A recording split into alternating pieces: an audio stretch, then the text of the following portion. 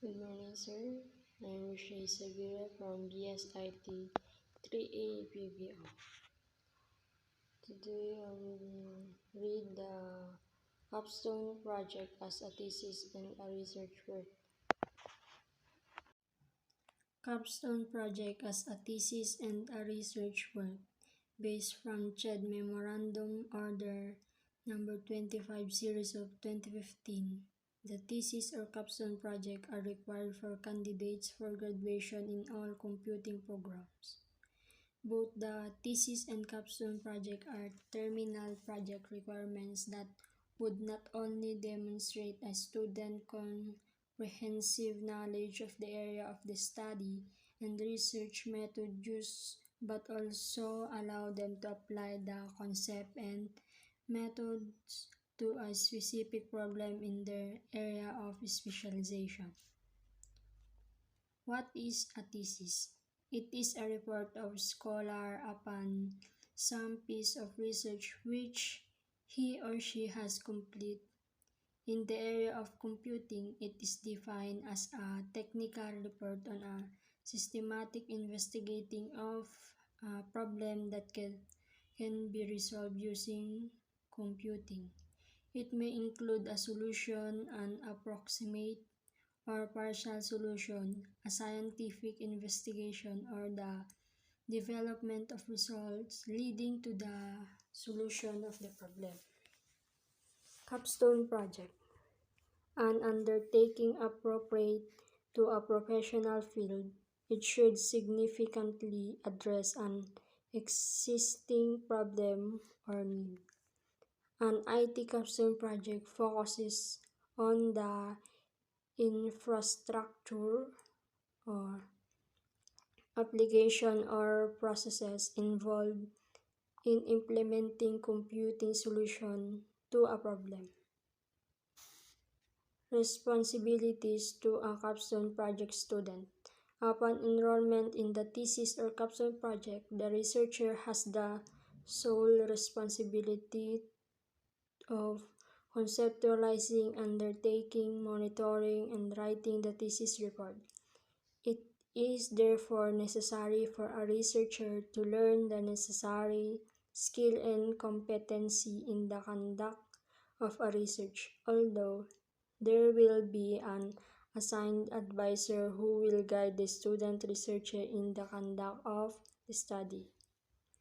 It is not the advisor's responsibility to feed everything to the researcher, because this defeats the purpose of teaching a researcher to be independent and to be competent. Besides, it will be the researcher who will present the result of the study in the final oral defense and not the advisor. Project duration. The thesis or capstone project will be completed within 2 semesters. Capstone Project 1 and Capstone Project 2. In case that the student will not be able to comply the requirements within the prescribed semester, he or she will be given another 2 semesters as extension to complete the capstone project.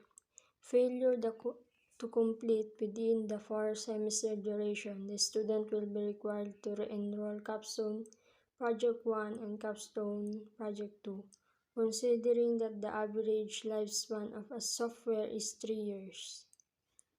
In case the student will pass the thesis or Capstone Project 1 but will fail to complete Capstone Project 2 within 2 semesters, the student will be required to re-enroll thesis or Capstone Project 1 and thesis or Capstone Project 2.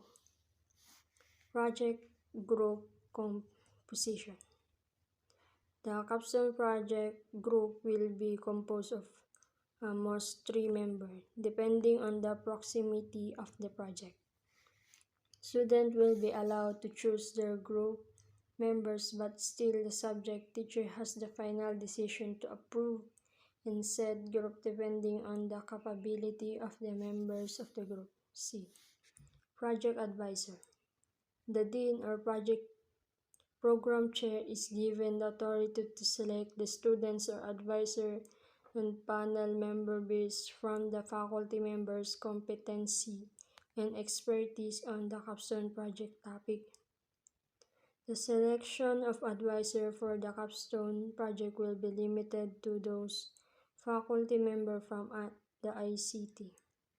Appointment of advisor from another department, colleges, institution, universities will be allowed on a case basis. Contract of service. Faculty member may handle Capstone project advisorship, provided that there be a permanent faculty member who will be a co-advisor to ensure that there will be somebody who will assume the advisorship once the contract of the former is terminated. The maximum member of a Capstone project advisorship is 5 per faculty member. The panel composition. The dean or program chair will assign qualified and competent faculty member who will constitute the defense panel. The defense panel shall be composed of the following: 1 chairman, preferably the dean or program chair or a faculty with at least master's degree. 2 members, 1 may be a content expert.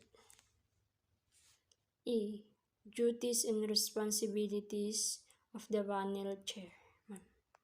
Brief the proponents or researcher about the proposal hearing oral defense program during the actual proposal hearing or of oral defense respectively.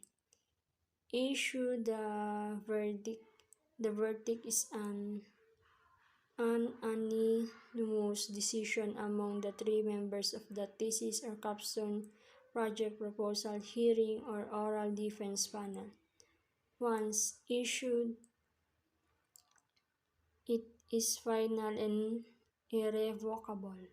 Nominate a thesis or capstone project for the Outstanding Research or Capstone Project Award. F. Duties and responsibilities of the panel members or content expert. Validate the endorsement of the advisor.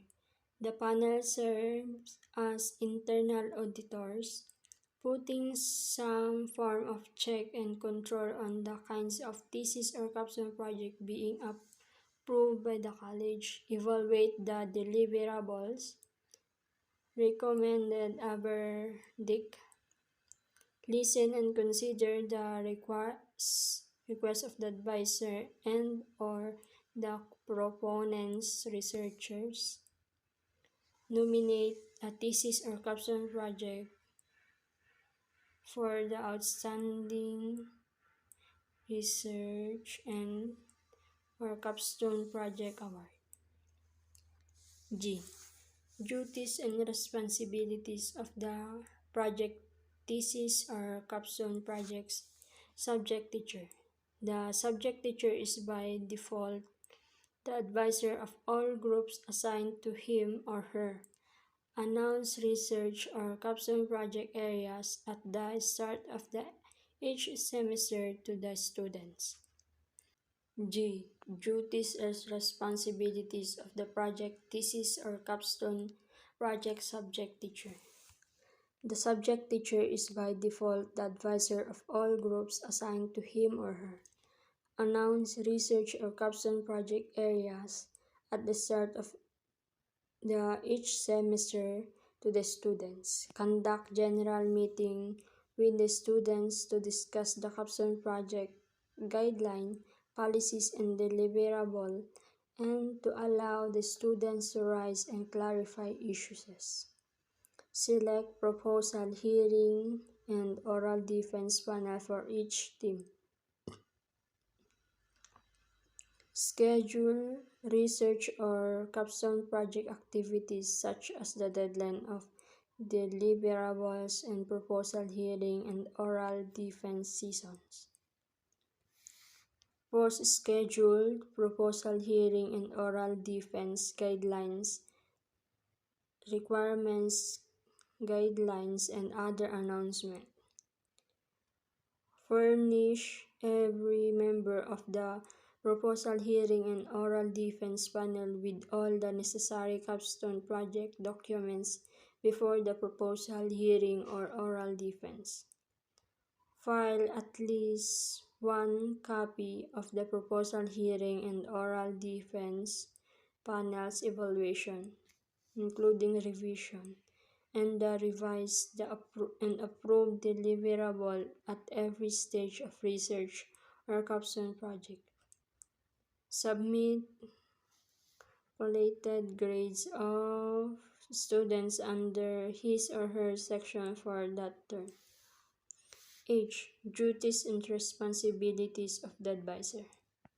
Ensure that the study proposed by the students conforms to the standard of the college and has immediate or potential impact on the research trust of the university.